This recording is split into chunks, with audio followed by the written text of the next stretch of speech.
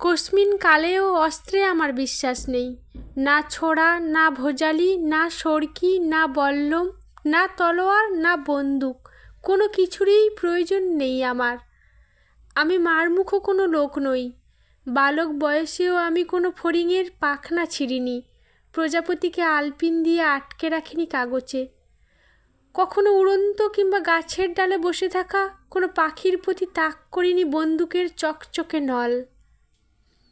ছায়াময় আশ্রয়ে সময় পোহানো পাখি, বিকেলের আবির মেখে দাঁড়ানো তন্নির মতো গাছ, পলায়নপর সূর্যের চুমু খাওয়া নদী, ইতস্তত ছড়িয়ে থাকা খুচরো শিখি আদুলির মতো তারা, প্রত্যেকেই নিজস্ব ভাষায় গুঞ্জরিত হয়ে ওঠে শান্তির পাঁচালিতে।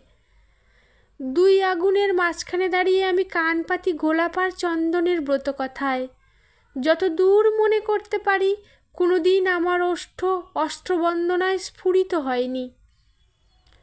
কিন্তু আমার ঘরে কেউ আগুন দিতে এলে, আমার ভাইয়ের বুক কেউ বুলেটে ঝাঁচড়া করে দিলে, আমার বোনের রওশন চৌকি কেউ তছনছ করে দিতে এলে, নিরস্ত্র আমি নিমেষে হয়ে উঠি দুরন্ত লড়াকু।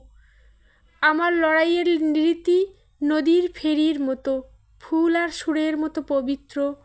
আমার কোমর কালো বেল্টে শোভিত হোক আর নাই হোক, শেষ অবধি লড়ে যাব। অস্ত্রের প্রশ্রয়ের প্রতি ভ্রূক্ষেপহীন। না ছোরা, না ভোজালি, সড়কি, না বল্লম, না তরোয়াল, না বন্দুক, কিছুই নেই আমার। এই আমি নিজেই আমার অস্ত্র।